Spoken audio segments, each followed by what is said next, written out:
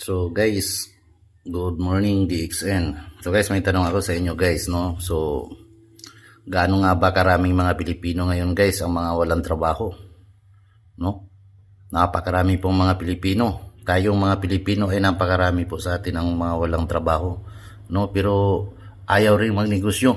Gusto lang maghanap ng trabaho, no? So karamihan guys sa atin ay gusto lang maghanap ng trabaho. Pero alam mo ba guys na ang yumayaman doon ang mga taong nagninegosyo. Di ba? So, ako guys, lahat ng trabaho yata pinasok ko. Pero hindi ako masinso. No? Hindi ako masinso guys. Pero hindi ako nawala ng pag-asa na darating yung time na aasinso ako at magkaroon ng magandang buhay guys. So halos lahat ng trabaho guys, kagaya ng construction, labor, pagtinda ng pandesal, pagtinda ng kape, pagtinda ng mga sinturon, wallet, charger, relo. Yan, ginawa ko yan guys sa Manila guys para lang mabuhay at saka masurvive yung sarili ko guys. No? So pero hindi ako nawawalan ng pag-asa guys. Nung time na yun guys, hindi pa nga ako nakatapos ng pag-aaral guys.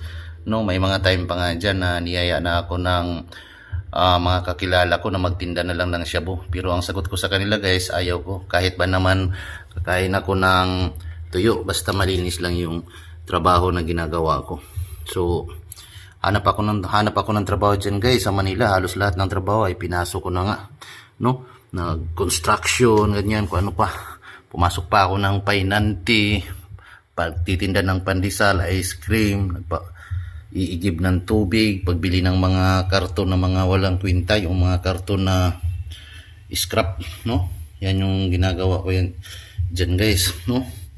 So nagtitinda ng mga halo-halo, no? Magtitinda sa palengke, no? Nangungumpra kami dyan guys sa tawag nito sa Balintawak. Napakaraming trabaho talaga guys na pinasok ko guys, pero hindi pa rin tayo umasinso guys, no?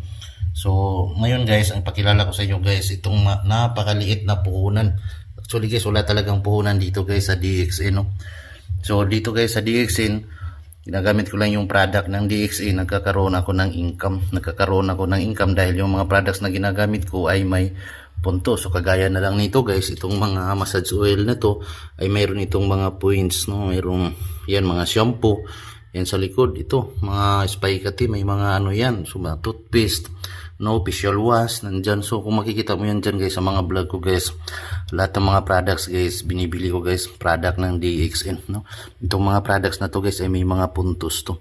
Pinakamaganda dito guys, pwede kang umasinso, no? Kung mayroon kang mga kaibigan guys, mayroon ka bang kaibigan na kilala na naliligo, gumagamit ng sabon, shampoo, kape, tsokolate, no? Halos lahat naman tayo guys, no? Gumagamit tayo ng mga produkto na yan. Pero ang tanong dyan guys, kumikita ba tayo? Di ba? Wala. So dito guys sa DXN International guys, ginagamit mo yung mga products na yan guys, nagkakaroon ka ng income, no? At saka bakit ginamit ko yung products na to guys, dahil ako guys ay may sakit, no? So pagtungtong ba naman ang edad natin, 40 years old na tayo, napakaraming sakit natin guys, no? Mataas ang dugo, no? Stress, no? Napakarami nating mga karamdaman dyan guys, no? Mataas yung bad cholesterol mo, mataas yung sugar mo, masakit yung batok mo.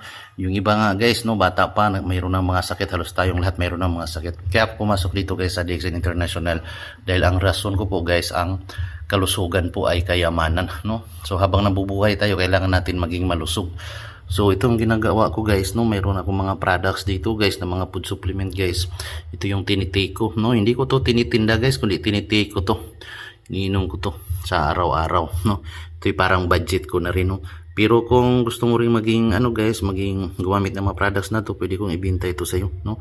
Pwede kong ibigay sa iyo na ang mga products na to. Pero mas maganda dito guys, mayroon kang ID. Dahil kapag may ID ka, nagkakaroon ka ng income, no? So ito guys ay personal use ko lang ito guys, pero sinishare ko rin to na pwede nyo ring pwede kayong bumili, no? So pwede kayong gumamit ng mga products na to guys, pre-delivery, ginagamit ko rin.